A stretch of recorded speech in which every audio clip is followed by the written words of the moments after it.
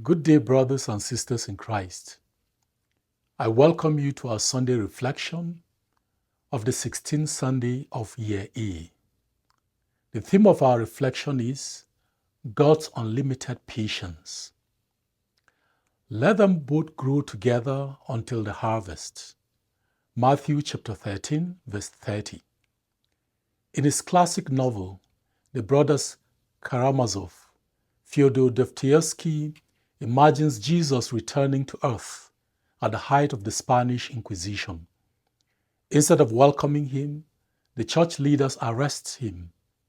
The Grand Inquisitor visits him in his dark prison cell and spends hours lecturing him, mocking his patience, and explaining that the world needs control, power, and forced obedience, not the messy freedom of love. The Inquisitor demands that Jesus defends himself by demonstrating his power to wipe away evil. Throughout the bitter tirade, Jesus listens with agonizing patience. He neither punishes the man for his cruel treatment nor argues.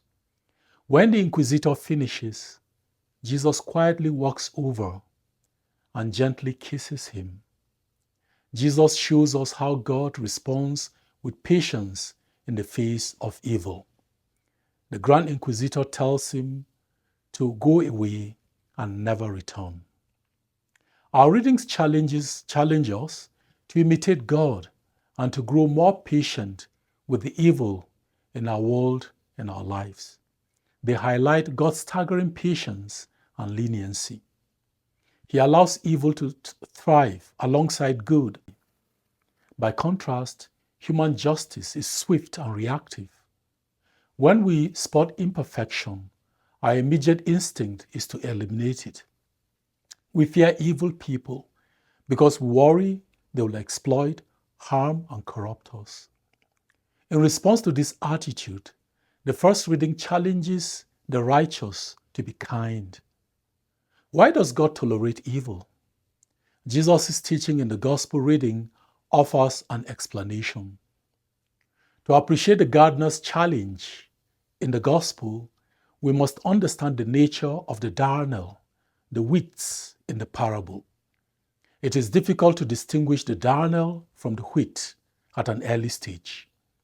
By the time they can be distinguished, their roots are intertwined, so removing the darnel will destroy the wheat.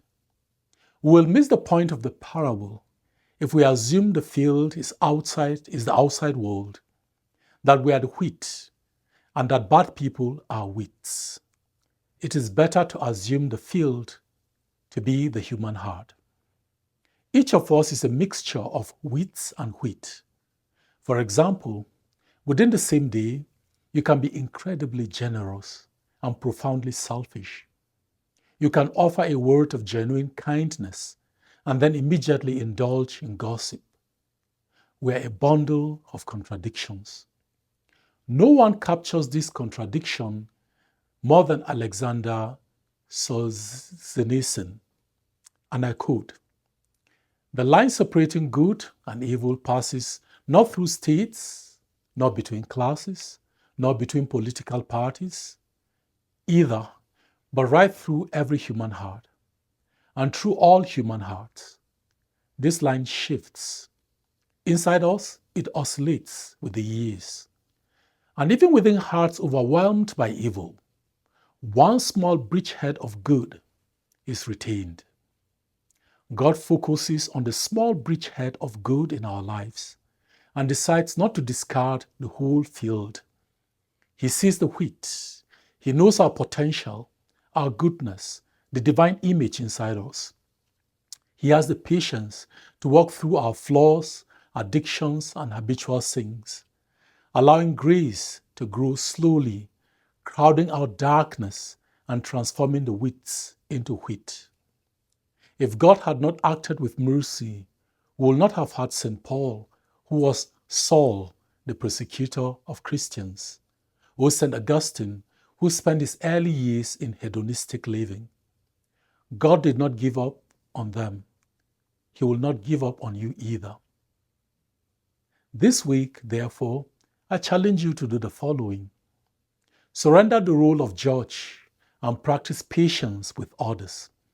Instead of instantly judging people when they cut you off in traffic, snapped at you at work, or fall short morally, extend mercy to them, believing that God's grace can transform them.